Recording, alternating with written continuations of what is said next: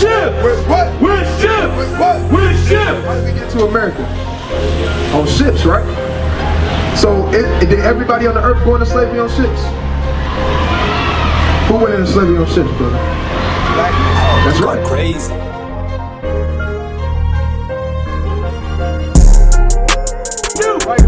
For yourself, know perfectly that the day of the Lord is coming as a thief in the night. What? As a thief in the night. Thief in the night. Right. The Lord is gonna come as a thief in the night, man. Nobody knows when the Lord is gonna come back. Right. Nobody knows. This the book of wisdom of Solomon, chapter 7 and verse 24. For wisdom is more moving than any motion.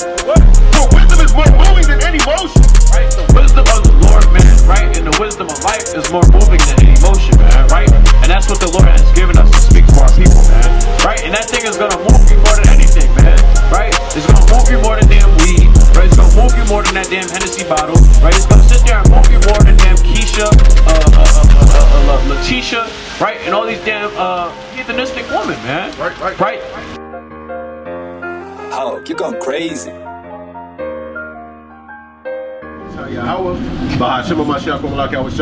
Yet again, we with our people on another beautiful Shabbat, right? This is why we come out here, this is why we do this. It's to see your face, it's to see your face. All right, brothers that come out diligently, we want to see more of you. Continue to come out, okay? So, Bro, I was literally riding around looking for y'all. all praise. I knew it was Saturday, you know what I'm saying? You watch us on YouTube? Of course. All praise to the Most High.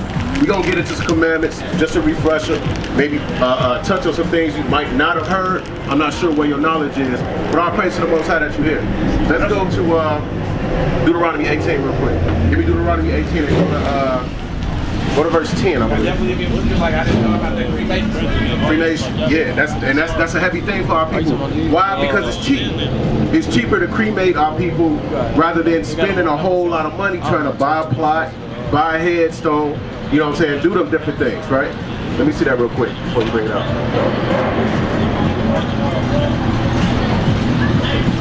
Okay, yeah, go ahead and read, but I want you to read through that. I'll probably read to 12, go ahead. Deuteronomy 18 verse 10. There shall not be found among you any one that make his son or his daughter to pass through the fire or that uses divination. Okay, so at one point in time, hold that. At one point in time, we used to make our children pass through the fire for the sake of Molech. Because, you know, a lot of our people was into idolatry. So that's one thing that we would do as a people, right? So the Lord is saying, definitely don't do that. Okay. What do you mean? Well, we would sacrifice our children. Yeah, and burn them alive to Molech. That's absolute madness. That's crazy. That's something our people used Like to when get Job into. told his son to do that, he was about to do it. And he stopped Job. I'm not sure about that. No. Abraham was about to sacrifice his son because he was directed by the Most High. But see, the Most High would never, he was just testing him. And he passed that test. That's why with Abraham, his faith was accounted to him as righteousness because he had enough faith in the Most High that he was willing to sacrifice the most dearest thing to him. Right? Not many men on earth can do that, right? Let's read on to that. I was going to say too, when it said pass through the fire, it's talking about Planned Parenthood as well. Right. And abort your kids. Exactly. So that's going into abortion as well because we commanded as a people to be fruitful and multiply. I've been having custody of her for like 6 years. All praises to the Most High. And you holding down the household. But see, that's the way it's supposed to be anyway. That's the way it's supposed to be anyway. We're going to touch on that too. Let's finish this real quick. Or an observer of times, or an enchanter, or a witch, or a charmer, or a consulter with familiar spirits. So that's going into the whole gambit, the whole night. That's going into your zodiac signs. That's going into Miss Cleo, David Blaine. If you watch the Street Magic, astrology also. What's that? That's a Chris Angel. Right, Chris Angel. Them different things. Our people are not meant to dive in, not meant to even go near it. Don't bother with them things. That's a commandment for our people. Okay? Was that it? Or a necromancer. For all these, for all that do these things, are an abomination unto the Lord, And because of these abominations, the Lord thy God will drive them out before thee. And that's an issue for our people because we have a fascination with that sort of thing, right? I know my father was he's heavily superstitious. You don't want to sweep over his foot with a broom because you got to spit on the broom. I done got to the point where, like, with my black cat crossing, I make sure I step over there. Black cat, you know what I'm saying? Yeah. It's a black cat. Why I gotta be bagged with black? Right. Don't step on a crack or you gonna break your mama's back. Right. Different things like that. And that's an issue with our people, right? Because in the Bible it says that we're never meant to, you know what I'm saying, dive into the realm of superstition or sorts, because all of that is a form of sorcery, right? And magic, which is not meant for our people. We serve the Most High power, man. As a prince of the Most High power, you got power with him, and that's all you need. No divination can touch you. Right. So you don't never have to worry about. Go ahead with your precept. Khan, I got two precepts, right? Two accounts, I should say. This is 1 Kings chapter 13 and verse 24.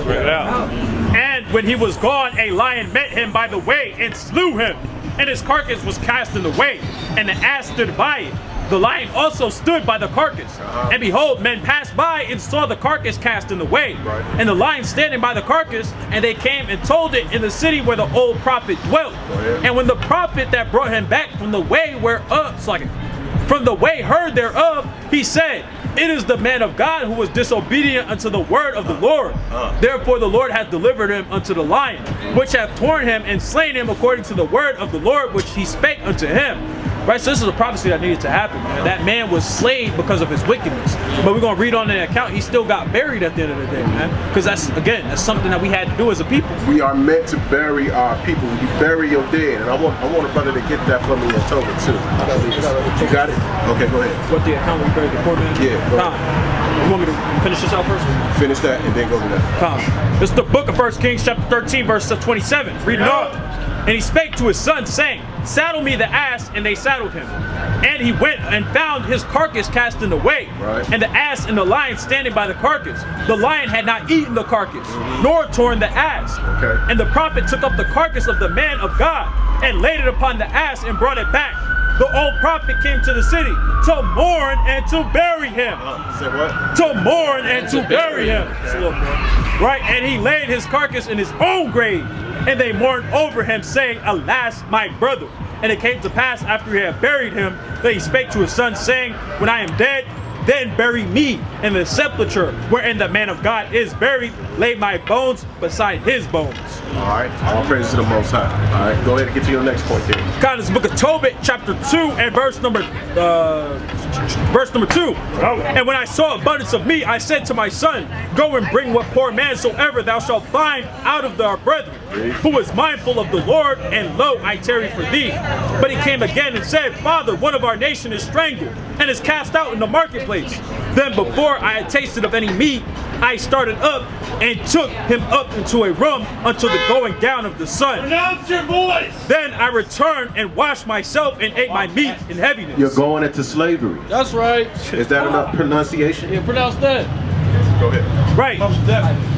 Then I returned and washed myself and ate my meat in heaviness, remembering that the prophecy of Amos. Sisters, y'all are Israelites according to the Bible, y'all God's chosen people. We got to repent as a people and come back to the Most High, our God and his laws and commandments. Go ahead. God, remembering what prophecy of Amos, as he said, your feast shall be turned into mourning and all your mirth into lamentation. Therefore I wept. And after the going down of the sun, I went and made a grave and buried him. All right. So Tobit was a man. He was a goodly man. He was a godly man. What he did, he went around and he buried the dead. He buried his people. If he saw his people in a bad way, their body was laying in the streets, he would take it upon himself to make himself unclean, handle that body and bury it. That was a mighty, mighty thing that Tobit would do for his people. Okay. Do we have that spirit nowadays? No. No. Absolutely not. We got. I'm gonna let you get to it. We got a what you call that? Instagram live spirit. Right. So usually when you see that nowadays, you see something like that, it's gonna get captured on Instagram. Right. That's horrible. Right. Go ahead. Khan, I got that point. This is Tobit chapter 1 verse 17. Slakia, verse number 16. And in the time of Enemesar, I gave many alms to my brethren, and gave my bread to the hungry, and my clothes to the naked. And if I saw any of my nation dead, or cast about the walls of Nineveh, I buried him. And if the king Sennacherib had slain any when he was come and fled from Judea, I buried them privily. For in his wrath he killed many, but the bodies were not found when they were sought for of the king. What book was that? That's Tobit chapter 1 and verse 17 through 18. So you had King Sennacherib, and he sat there and slayed a lot of people, man. And he would sit there and try to take those bodies just as they tried to do with the Lord's body, man. Right? They tried to sit there and keep it for themselves, man. But guess what? Hey, forgot who it was that went and got his body out of the sepulcher, man. But he went and took care of the Lord's body, man. Right, Joseph went and found the Lord's body, man, and took care of it. So this way the heathen didn't defile it. That's Joseph. Right. That was Joseph that carried the Lord's body and made sure he buried it. Why? He was keeping the law. Right. All right. He was trying to get that man. He was trying to get the Lord buried before. I think it was before the start of the Sabbath. Sundown. Before sundown. Because that's a law for our people to make sure you bury the dead before the sun goes down. Otherwise, that body would be cursed. All right. So that's what that's going into. All right. Let's give them something else real quick. I want to get that in Deuteronomy 30. Did you have a point? Go ahead. All right, this is going to also going to this is the account that the brothers was just bringing out, right? It's the book of John chapter 19. It's the book of St. John chapter 19 and verse. Get right to the point. Verse 39. It says, "And there came also Nicodemus, which at first came to Yahushua by night and brought a mixture of myrrh and aloes and 100-pound weight. And they took the body of Yahushua and wounded in linen clothes with spices, as the manner of the Jews is to bury." So it's a custom that when you bury an Israelite, you're supposed to wrap their body up in linen clothing, and it's called burial clothes. But you will wrap them up in linen. And actually, when you go into the linen, Great question, you just brought that up. So what do we do about that now? You can do that. You can do that. If you want to take it upon yourself to keep these laws and to bury your people the way that we used to bury our people in ancient times, you can definitely do that. yeah, you can still, like, if you go to, like, I don't know, Williams and Blewett or whatever, you know, these different funeral homes, you can get them buried in whatever you want to get them buried. They don't always got to be a three-piece suit. But even when you go into the linen cloth, when you go into that linen cloth, it's actually proven by scientists and all type of other different people that the linen, the reason why the priests in the ancient world and many other people, that was the preferred cloth to wear, is because it actually goes into healing. So like even band-aids and different stuff, it's made out of linen, because while they understand that, hey, if you wrap something up in linen cloth, right, the back it'll take out and clean that bacteria and different stuff like that. And that's one of the main reasons as well why in the ancient world our forefathers would wrap each other up in linen cloths when they got buried. Right, here's another point. Right, this is the book of Sulaki. Let me get this. Right, and also he brought the frankincense and myrrh, because they would burn that with the body. They wouldn't burn the body, but they frankincense and myrrh. Because they would burn that with the body. They wouldn't burn the body, but they would burn incense to give it that sweet smell. Because obviously a dead body stinks. Right? It's the book of John, chapter 13, and verse 43. It says, "And when he thus had spoken, he cried with a loud voice, Lazarus, come forth." Right, so obviously Lazarus is dead. It says in verse 44, "And he that was dead came forth, bound hand and foot with grave clothes, and his face was bound about with a napkin. Yahushua spake unto them, Loose him and let him go." Why? Because he was wrapped in linen cloth. Right, which is grave. And see, that explains a lot too. That goes into why they taking linen out of the hospitals today. All right, you can't find pure linen sheets in the hospital.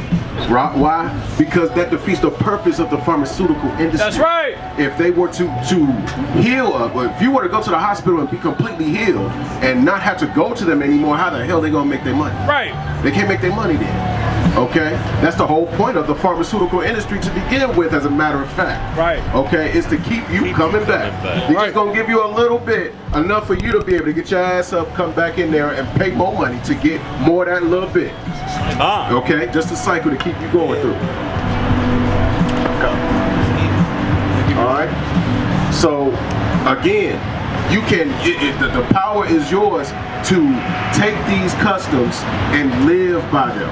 Because to live by them is life, and it's an honor to your people to do that for them. How beautiful would that be? You got a funeral and to be able to bury your loved one, put them up in the sepulcher. Now, you know, these things are costly, you know, to a certain extent. What is it? A sepulcher, Yeah, grave. Issachar to this day still do that. they see that? They still like, you go to certain places in Mexico, they got like literally, it's like a whole neighborhood. It's nothing but sepulcher. Right.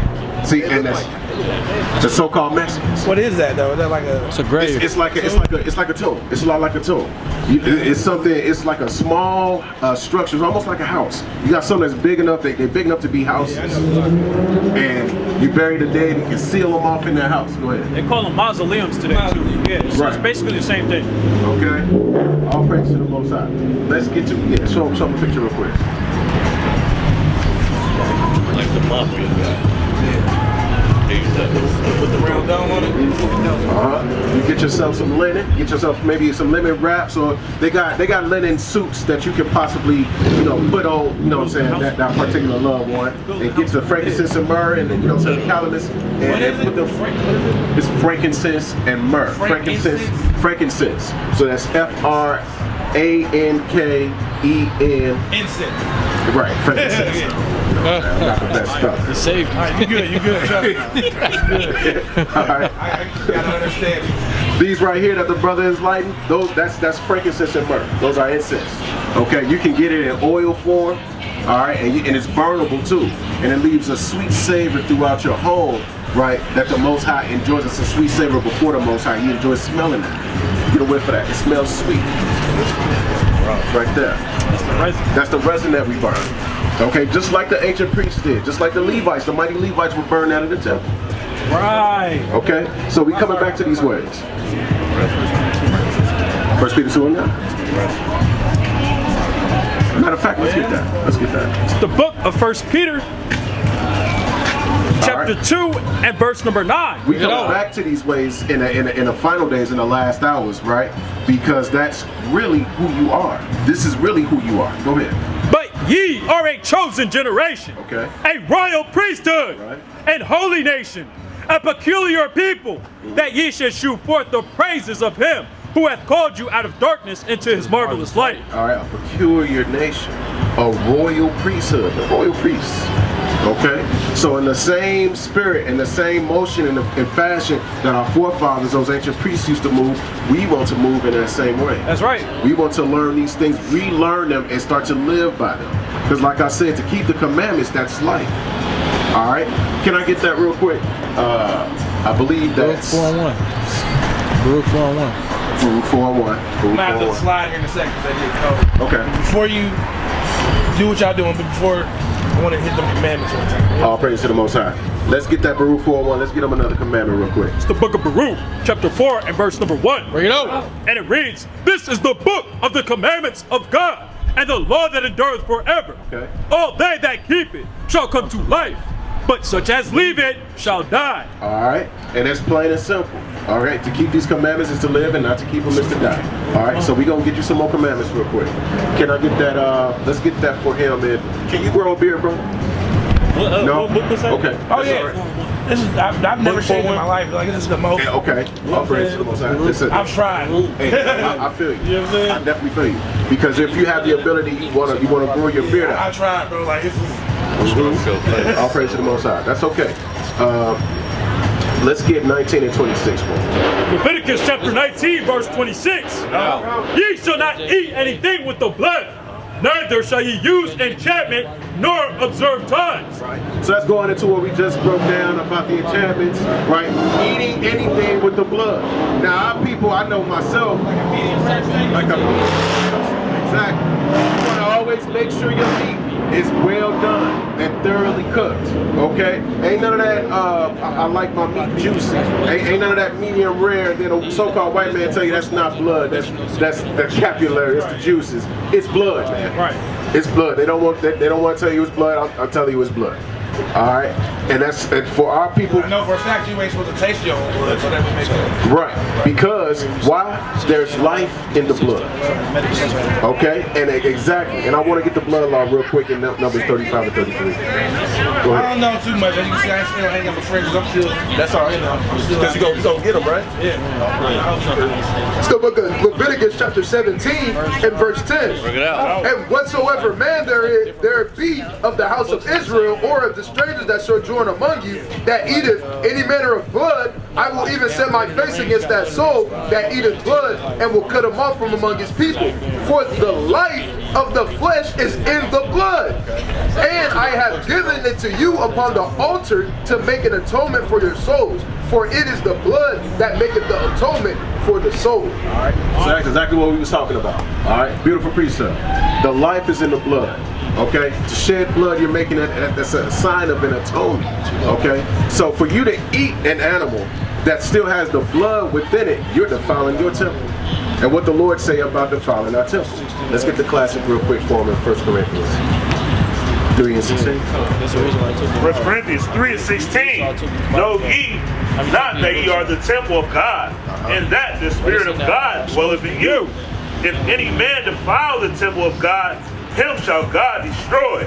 For the temple of God is holy, which temple ye are. So if you're holy and you're set apart, that means that the ways of the world you cannot partake in them. Right. All right. They like to eat their steaks medium rare. Right. Some like to eat their meat raw. Disgusting. Okay. I've seen Edomites that like to pick up roadkill and eat that. Okay. Right. The Liver King. All right. Organ meat and different things like that. That's not meant for us. All right. Why? Because we have laws of which we use not only to govern ourselves, but to be a shining light and example to the rest of the world and the nations to follow. That's right. All right. That's why. That's the reason why. So like a real quick point too, in that law when you eat the blood or you drink the blood, it's like you taking the sacrifice from the Lord, because with the blood you're supposed to sprinkle it upon the altar. Right. So when you eat it, that's you literally taking it from the Most High. See that? It's a pointless sacrifice. Right. See what I'm saying? And that goes into what? That goes into the blood law. There's an actual blood law for our people. Okay? Because like the brothers kept, like we're saying, it's like we're going to reiterate, there's life in the blood. So for you to spill, even for you to spill that blood on the land becomes defiled and cursed. And now there must be an atonement, an equilateral sacrifice for that blood that was spilled on the land. That's deep. All right? Let me give you that real For quick. instance, like if I Numbers chapter 35 and I verse start 30. bleeding on the ground. Well, if your, let's say your enemy, you got into a battle or something, and your enemy, your adversary were to kill you and spill your blood on the land, that land is defiled until the blood of the man that has killed you is spilled back upon it. Okay? Numbers 35 and verse 33. Bring it out. So ye shall not pollute the land wherein ye are, for blood it defileth the land, and the land cannot be cleansed of the blood that is shed therein, but by the blood of him that shed it. By the blood of him that shed it. Okay? That's going into what I'm talking about. That is essentially blood, your blood, the blood of our ancestors, the blood of our people that was shed on this very earth, on this ground. I'm talking about the Native American people. I'm talking about our people that have been killed mercilessly with no cause, with no reciprocity, with no justice. The same men, okay, who have shed that blood, their blood must be shed in return in order to make an atonement as a righteous sacrifice for those laws and that blood that they took. Okay? When they took that blood and shed it upon the land. Alright? This whole land is cursed and defiled. Alright? That's what that means. Alright? And in order for it to be cleansed, it's not like you can take those men, right? Their forefathers, bring them up out of the grave, breathe life back into them so that you can slay. We can't do that. Be them. It's got to be them, because why they are a living extension of their forefathers back on earth, just like we are. Okay, so that's nothing but, and that's not our words. That's not because we hate the so-called white man so much. That's what's written in the book. Right. All right, go ahead. It's the book of Revelations chapter 16 and verse 6. Bring it out. For they have shed the blood of saints and prophets, and thou hast given them blood to drink, for they are worthy. And I heard another out of the altar say, even so, Lord God Almighty, True and righteous are thy judgments. Say what? True and righteous are thy judgments. It's only truth, it's only righteousness. And we can't presume to be more righteous than the Most High. Oh, that's not right. That's not fair. Let's let it go. Let's just be friends now. Right. No. There is a price that must be paid that has not been paid yet. You had to live through the curses and the punishment, right, that was placed upon you for your forefathers, and you had to pay for that. Have you ever wondered why those people have not paid yet? Why they have not been made to suffer yet for the things that the atrocities that they have done and committed the world over, time and time again, over and over again? There must be. That's only justice. It just hasn't happened yet. All right. So, go ahead. The book of St. Luke, chapter 11 and verse number 51. Bring it over. And it reads thus: from the blood of Abel, so I can start at verse 50, that the blood of all the prophets, which was shed from the foundation of the world, may be required of this generation. From the blood of Abel unto the blood of Zacharias, which perished between the altar and the temple, verily I say unto you, it shall be required of this generation. The Lord say straight up, it's going to be required of this present generation. This one walking the earth right now. All right? So in every Edomite sounds the same. Oh, it wasn't me that did it. I didn't do it. They try to make it seem like it was 400 years ago. I've been giving this example. My great-grandfather was born in 1898. Right. And he's the son of a slave, grandson of a slave. I've met him before. You know what I'm saying? So you telling me that shit was 400 years ago, like, nigga, I met this dude. You know what I'm saying? Like, right. So that shit, yeah, you know what I'm saying? And not only that, it's not like slavery has completely I just added the 13th Amendment to it. That's it. Right. You got Benjamite brothers right now that go through slavery. They send them, they ship them out. They force them to work. When they feel like they might try to rise up, they send them back. That's going on present day. All right, you got our Issacharite brothers that's still in slavery in the South, in places like Georgia, and places like that. Just had a bust 2 years ago. They just bust them. But see, for the longest time, they allow these people to continue to operate. Why? To hold on to the customs of their forefathers, to honor the ways of their forefathers, which was what? Building nations off the blood, sweat, and tears, the backs of another people. Okay, that's what they are known for. All right, I got a question. I'm glad I just thought of this. How do you deal with these motherfuckers through life? You know what I'm saying? Like, they're there. You got to work with them and shit. You don't have to be like. How do you? You know what I'm saying? With wisdom. Right. With wisdom. All right. So just because you work it, that don't mean you go in there and you start shaking their hand and you telling them, look, Esau, I ain't got to listen to a damn thing you say.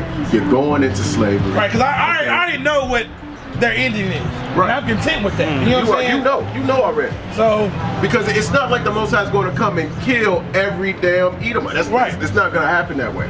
Go ahead and bring your precept right. This book of Matthew, chapter 10, and verse number 16. Bring it over. Behold, I send you forth as sheep in the midst of wolves. Be ye therefore wise as serpents and harmless as doves. What letter is that? It's red letter. It's red letter. So that's instruction from the Lord. The Lord is telling you, like, look, I'm gonna let you finish. The Lord is telling you, like, look, I'm sending you out here amongst these ravenous wolves. Okay? But you've got to have wisdom. You gotta have enough wisdom to move as harmless as a dove. That means to these people, man, even your enemies, the Lord promised he would make even your enemies, right, come to respect you if you keep his commandments. Even your enemies will respect you and you know what I'm saying, and not tread upon you. If you keep the commandments, that means the Lord is going to continuously protect you and watch over and put a hedge over you. What did you say? This, Matthew chapter 10, verse 16. Verse number 17. But beware of men, for they will deliver you up to the councils, and they will scourge you in their synagogues. Okay. And ye shall be brought before governors and kings for my sakes, for a testimony against them and the Gentiles. Okay. Because the Lord say also, hey, agree with thine adversary quickly. Right. All right. Because you don't want to be caught in a bad way with them. You see them? You see these police? All you got to do is just flash a defiant eye towards them, especially being you and I. What they gonna do, man? They might shoot you, man. You might not make it home. All right. So by no means are we going to we get pulled over by the police and we start shaking the hand and saying Obadiah 18. All right. The Lord is going to do away with all you wicked ass Edomites. Sisters, y'all are Israelites according to the Bible. Y'all God's chosen people. Okay. Y'all princesses of the Most High. We got to keep these commandments in the last days because America's finished. Now, anyway, like I'm saying, by no means go to work and start cussing out every damn white person that you see. Right. All right. Move with wisdom. Move harmless as a serpent. And Cause I damn near lightweight be doing that shit, man. They be pissing me off. Yeah. You know what I'm saying? We all go through it. We all go through it. I deal with assholes on a regular basis. This brother's dealing with assholes on a regular basis. This brother is dealing with evil, wicked Edomites on a regular basis. Okay, so that's all what you do. You revert back to the teachings of Yahushua and how he told us to move and carry ourselves in the midst of our enemies. Okay, let's go ahead, bring your piece of it. No, you got it. You say it again. What is it? Like I say, like what you got again? Read like that piece up again. Like No, it's Matthew 10 and 16. Matthew 10 and 16. It's Matthew chapter 10. I'll read it one more time. Come. Book of Matthew chapter 10 verse 16. Behold, I send you forth as sheep in the midst of wolves. Be ye therefore wise as serpents and harmless as doves. Alright, so when you step out the house. Yeah. Have that mentality. Okay? And understand that it's not going to be a flesh and blood battle. Alright, you're going to be battling against spirits that's going to be trying to hop on you as soon as you open your eyes in the morning. Alright? Instead of getting mad, it's deeper than getting. No matter how mad I get, it's a spiritual thing. Yeah. Move in that spirit of anger. That spirit of anger can get you into some situations. We know that. We understand that as men. For instance, we was at a pizza restaurant the other day. I'm trying to back up so I can go find another parking spot. This white dude pull up behind me holding the horn there. You know what I'm saying? Same. I'm already backing up when he pulled up though. You know what I'm saying? So you don't want to back up to let me move where I'm going. Right. So I hopped out the damn car on his ass, didn't I? He was shook. Didn't know what to do, but I need to quit doing that shit. Spirit of anger. The spirit of anger. Lord say, be angry but sin not. Okay, so we got to learn how to process our emotions in an intelligent way. That's called emotional intelligence. That's what we got to work on. Why? Because coming up, I don't know if you had your father in your life. I just met my dad probably a couple years ago and he got killed right after that. Okay, I didn't know my father like that either. Off and on. I'm sorry for your loss too. But see, what I'm saying, why I'm bringing that up is we don't have anybody in the home to teach us things like emotional intelligence, how to control our emotions and how we feel towards people. We will lash out and react because of our emotions towards other people. They have that ability. And I do that shit in front of her too, which is fine. They have that ability. They call them, let me tell you something, they call themselves, and we're going to go back to the words of the Lord. They call themselves the Invisible Empire. This is talking about the Ku Klux Klan. Right? Why are they calling themselves the Invisible Empire? Because they could be anybody. They have the ability to blend in and you wouldn't know who is who. That's why they wear the hoods. You know what I'm saying? On a weekend, they'll kill 100 Negroes and then go to work that Monday. And I'm working right next to him. And you'll be working right next to him. You'll never know. You would never know. All right, the Invisible Empire. Okay, well let's get back to the words of the Lord. That's the whole thing. Right? Right? And it gets even deeper. Then I still got to be composed around that much. You know what I'm saying? See, this word right here, this is a spiritual weapon for you. This is an instrument, a scalpel that you can use to remove spiritual cancers and sicknesses, right, from yourself, and to remove the scales off of your eyes so that you can see things as they really are. Like I said, this is a weapon. Give me Hebrews 4:12 real quick. You got that, Deuteronomy 13? Book of Hebrews chapter 4 verse number 12. For the word of God is quick and powerful and sharper than any two-edged sword, piercing even to the dividing asunder of soul and spirit, and of the joints and marrow, and is a discerner of the thoughts and intents of the heart. That's it. From the top. Hebrews 4 and verse 12. For the word of God is quick and powerful and sharper than any two-edged sword, piercing even to the dividing asunder of soul and spirit, and of the joints and marrow, and is a discerner of the thoughts and intents of the heart. Of the what? And intents of the heart. So that means it can reveal the heart of a man. Right. Okay? That's the power of the word of the Lord. All right? This word can reveal the intentions of your enemies. Not only that, it will reveal to you who your enemies are, their motifs, the way they move, why they do the things that they do, why they operate in a certain fashion and capacity that they operate, why they have this powerful influence above us and over us. Let me show you why. Go ahead. Don, I brought it up earlier. I don't think he was up here though. But have you ever seen They Live?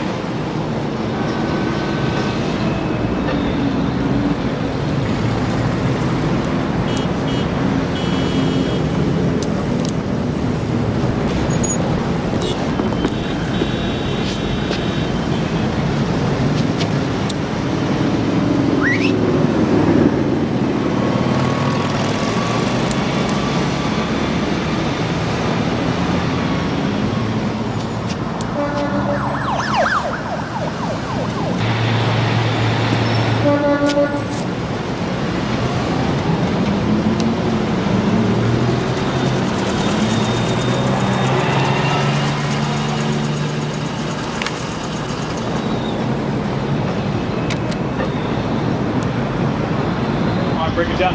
Basically, the glasses that Rodney Piper was wearing, man, and the Bible is our glasses, man. Helps us see the propaganda and the things that set up against us in this world. Back in the 80s where everything was a propaganda and shit. Yeah, I know what you're talking about. The Bible is our glasses, man. Okay. Great example. Revealing and taking the cloak and the covering off of this word and revealing all the slithery, slimy, scaly, reptilian, serpentine, serpent-like people that are ruling this world and forcing you into spiritual subjugation, forcing you into spiritual bondage and servitude. Like the brother was just going into earlier. You can't understand why you didn't have an appetite or desire for a juicy double bacon cheeseburger. You see this commercial, and now all of a sudden you want to go and you want to get the bacon there. Right. Okay. Right? You had no desire to buy a new car, but then you see this Lexus commercial, and then this luxury vehicle, which probably cost about $500,000. And you'll be paying on for the rest of your natural life. I'll be at the lease trying to use car lot stuck all day. Right. That was supposed to be 5-year lease. All right. So look, get my shit repoed as soon as I miss a payment. What else did I call? This one. 82, and I want you to start. As a matter of fact, go to 83 and start at the top.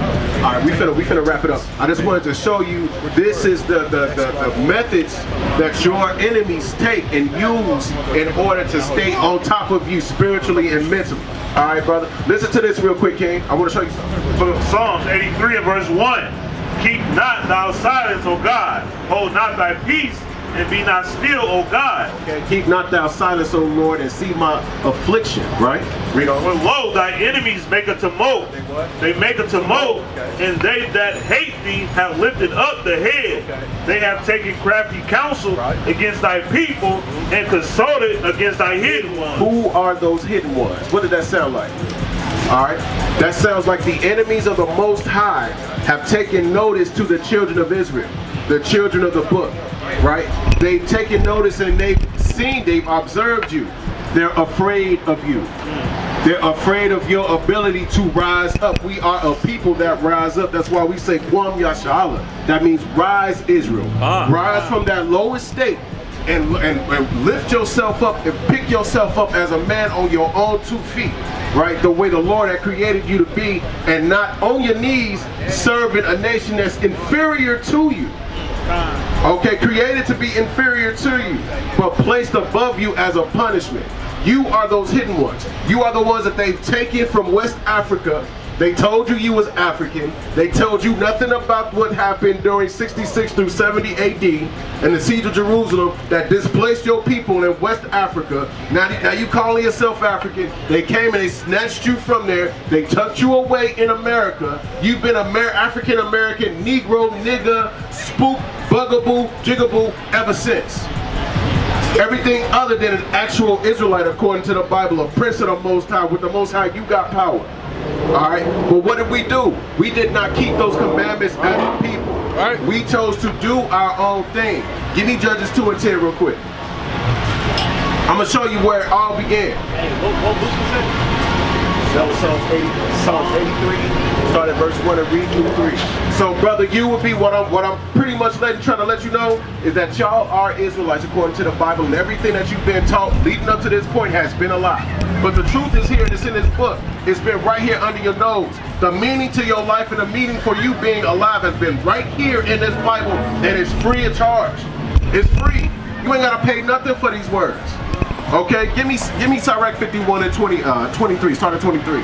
What you got? Judges 2 and 10. Go ahead, bring that up. Book of Judges, chapter 2 and verse 10. Bring it up. And I also, that generation, were gathered unto their fathers. All right. And there arose another generation after them. So real quick history lesson.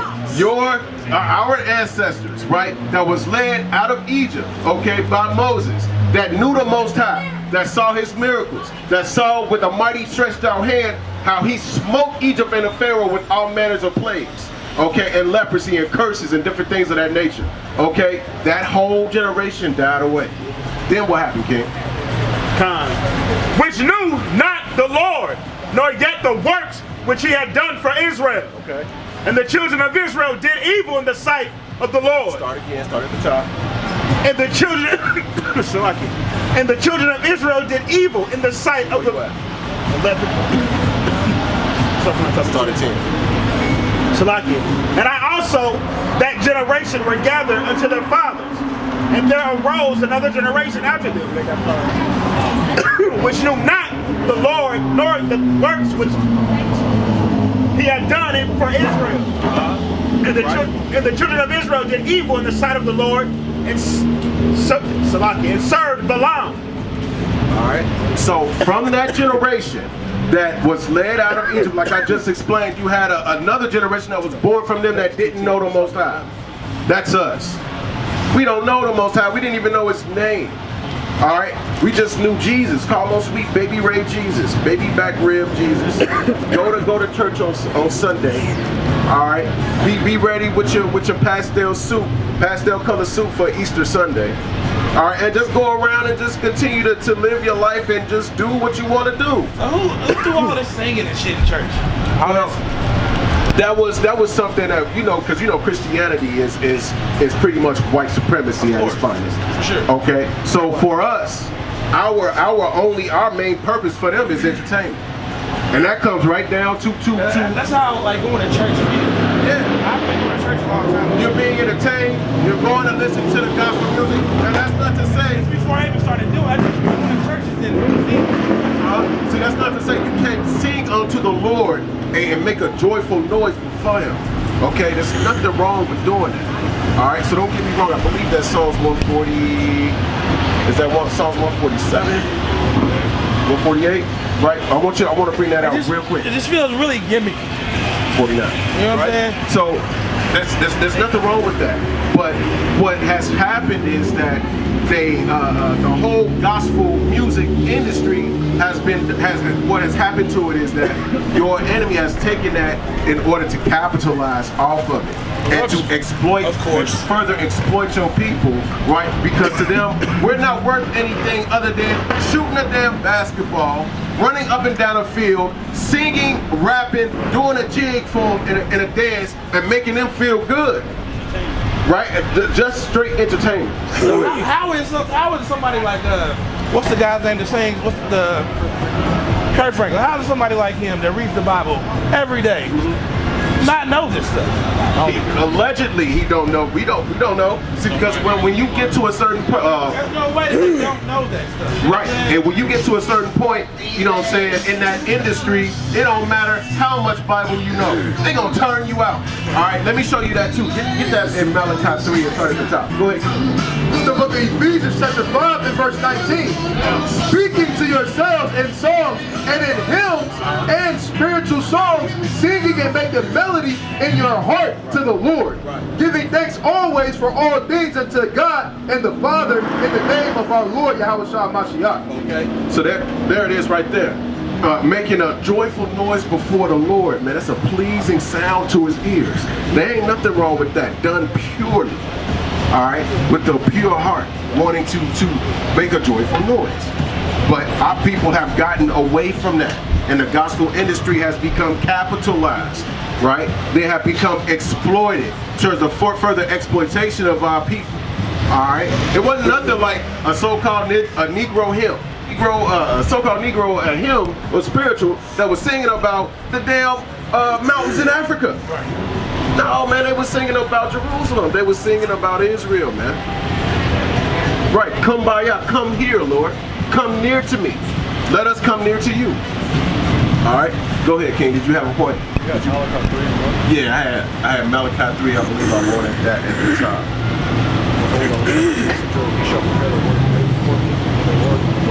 What is that? Fuck off the flesh. Yeah. Is that Michael? That's Michael. It's like,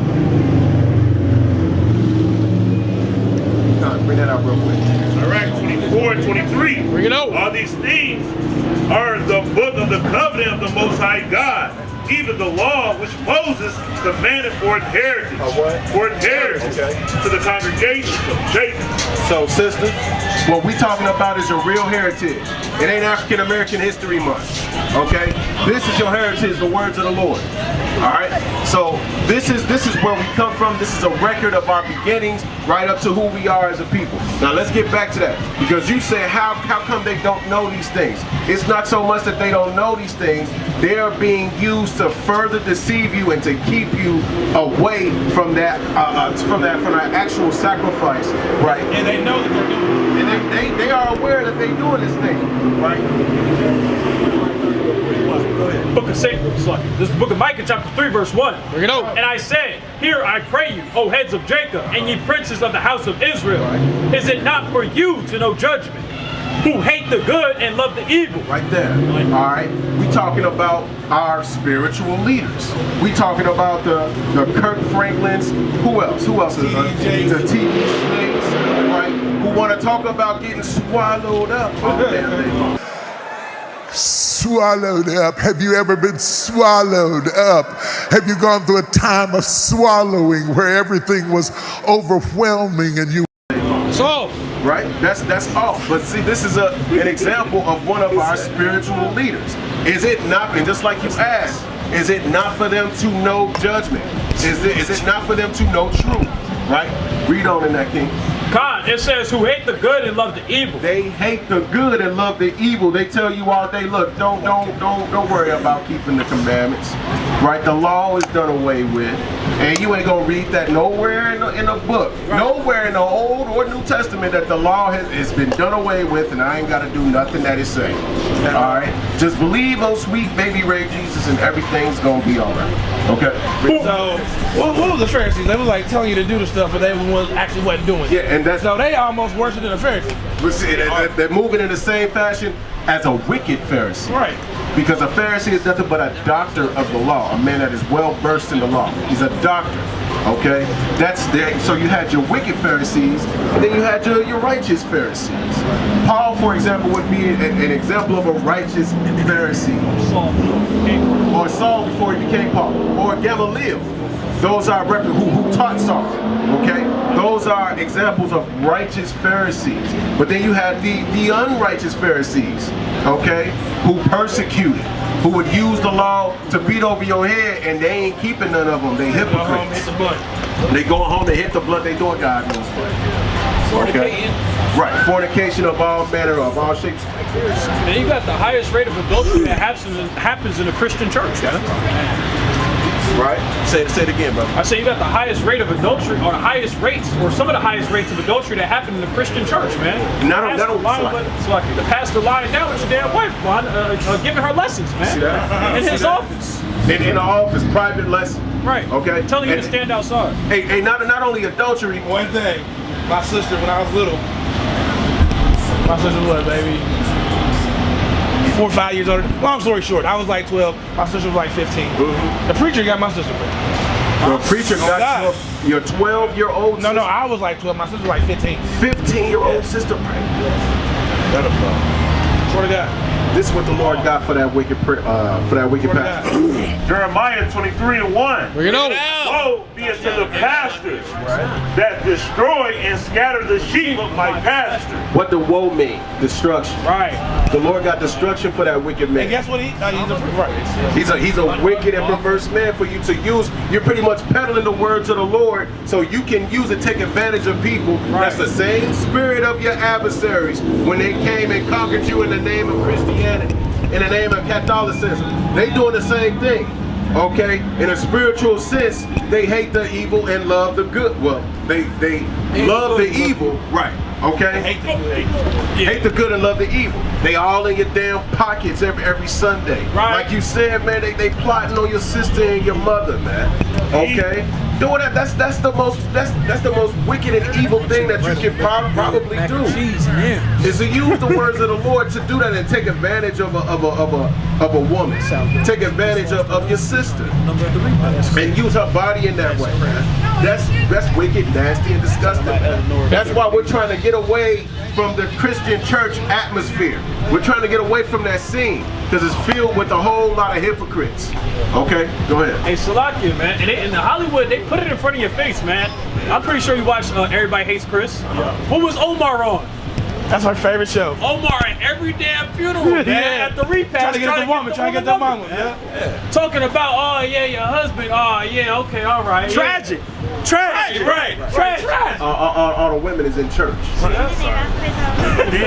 Sabbath, man, I'm trying to watch a faith-based movie. I'm trying to watch a good movie, and all of them is about adultery, madness and drama. Right. You can't even watch something, just Damn refill. You can't, especially if it's directed towards our people. They want to get that damn hypersexual spirit on our people so bad, right? So they can call you all manner of perverseness, a pervert. You're sick, you're twisted. All you want to do is freak off. That's what they think about us anyway. That we're worth nothing other than what? Breeding.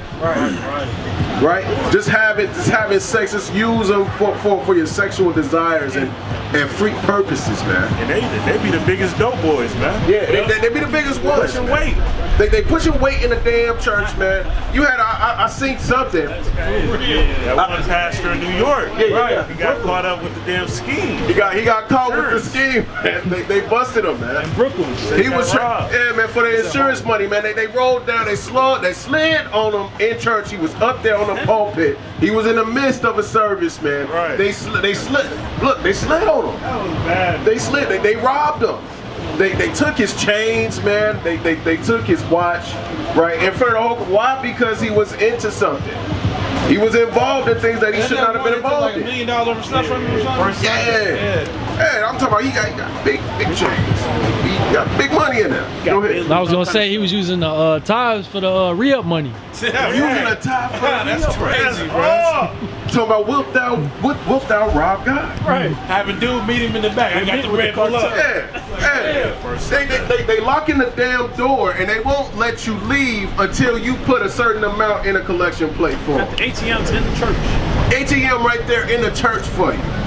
Alright? We'll take an intermission, everybody hit this ATM room. Yeah, you see what I'm saying? This is the wickedness that is waiting inside of the church. This is what our people flock to go see every Sunday for that feel-good doctrine, that feel-good message. Give me Isaiah 30:10. I'm gonna get ready to pass it real quick. The book. I'm about to slide after this one, y'all. Y'all already know. No, I'll praise to the Most High. That's all good. It's the book of Isaiah, chapter 30. You said verse 10? Yeah, go ahead. The book of Isaiah, chapter 30, and verse number 10. Read it out.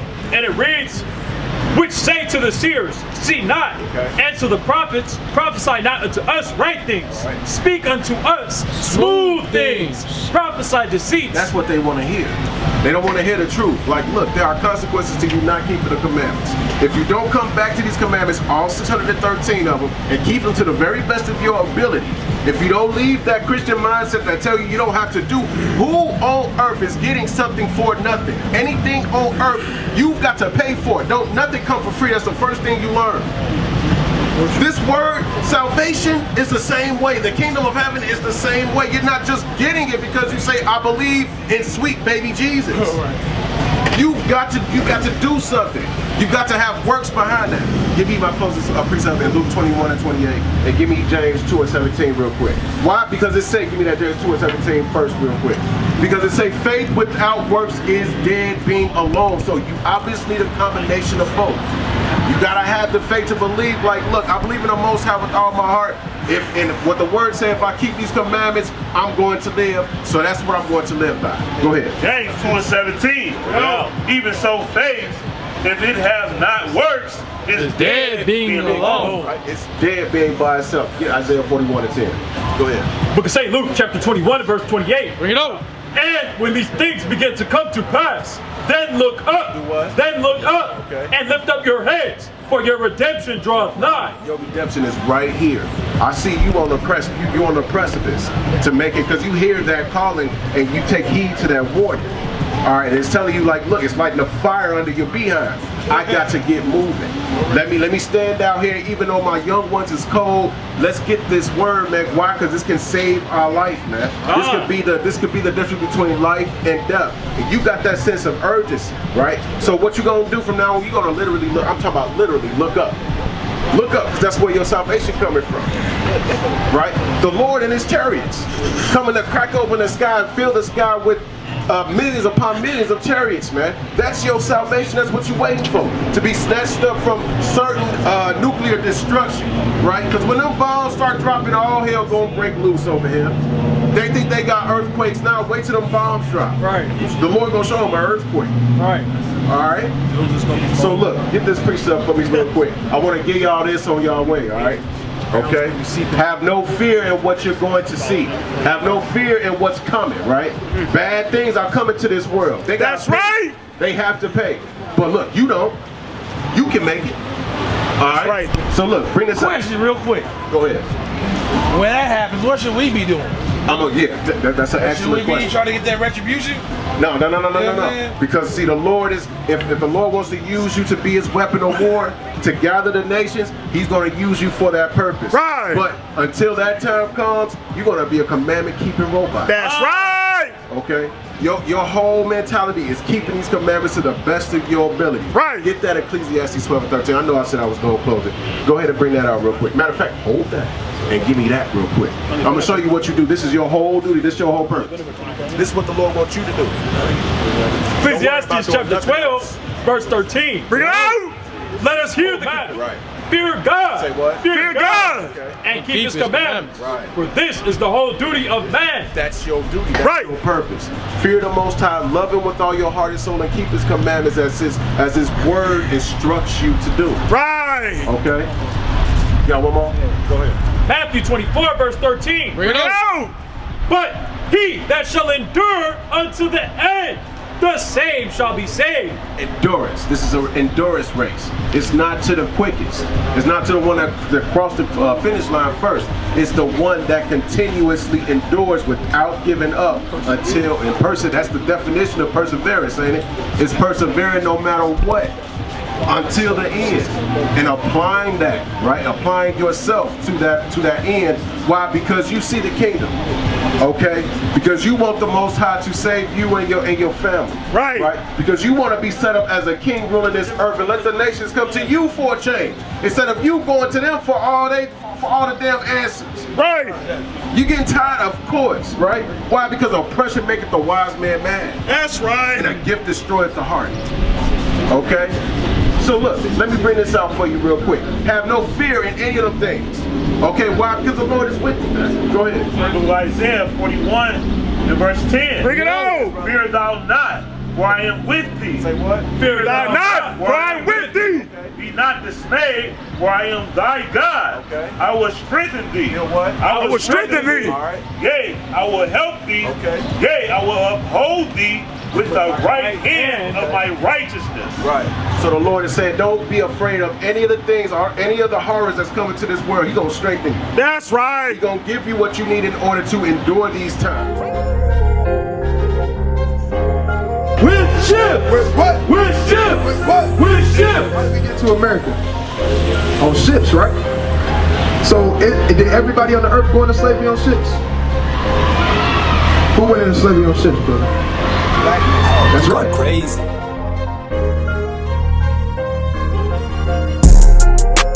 You for yourself know perfectly that the day of the Lord is coming as a thief in the night. What? As a thief in the night. Thief in the night. Right. The Lord is gonna come as a thief in the night, man. Nobody knows when the Lord is gonna come back. Right. Nobody knows. This the book of wisdom of Solomon, chapter 7 and verse 24. For wisdom is more moving than any motion. For wisdom is more moving than any motion. Right? The wisdom of the Lord, man, right? And the wisdom of life is more moving than any emotion, man, right? And that's what the Lord has given us to speak to our people, man, right? And that thing is gonna move you more than anything, man, right? It's gonna move you more than damn weed, right? It's gonna move you more than that damn Hennessy bottle, right? It's gonna sit there and move you more than damn Keisha, Letitia, right? And all these damn heathenistic women, man. Right. Oh, you're going crazy.